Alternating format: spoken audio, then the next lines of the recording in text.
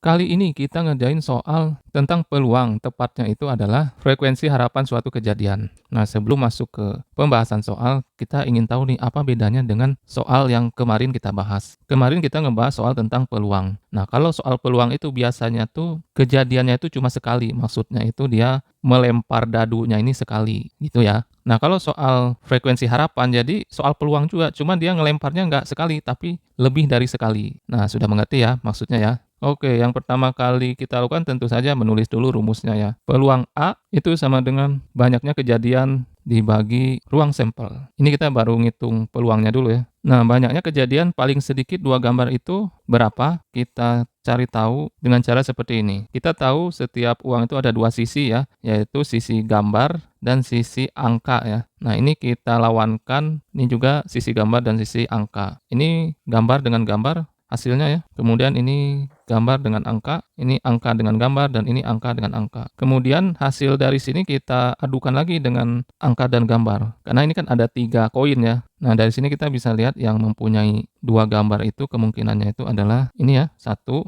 kemudian ini 2, kemudian 3, dan ini 4. Selebihnya itu hanya mengandung 1 gambar saja. Karena di soal kita mencari frekuensi harapan muncul paling sedikit 2 gambar. Jadi NA-nya itu adalah 4 ya. Kemudian sampelnya itu karena ada 3 koin ya. Jadi satu koin ada 2 sisi, maka sampelnya itu 2 dikali 2 dikali 2 sama dengan 8. Jadi peluang kejadian muncul paling sedikit 2 gambar adalah banyaknya kejadian 4 ya dibagi banyaknya sampel. Jadi setengah. Nah, itu adalah peluangnya kalau kita lempar sekali aja ya. Nah, di soal ini kan ditanyanya 600 kali. Nah, frekuensi harapan muncul paling sedikit 2 gambar itu, kita tulis rumusnya dulu, Fn sama dengan N dikali PA ya. Jadi N-nya sudah ketahuan ini 600, dikali tadi peluangnya setengah ya. Jadi jawabannya adalah 300. Terima kasih sudah menonton, jangan lupa di like, di follow, di share videonya ya. Sampai jumpa di konten selanjutnya.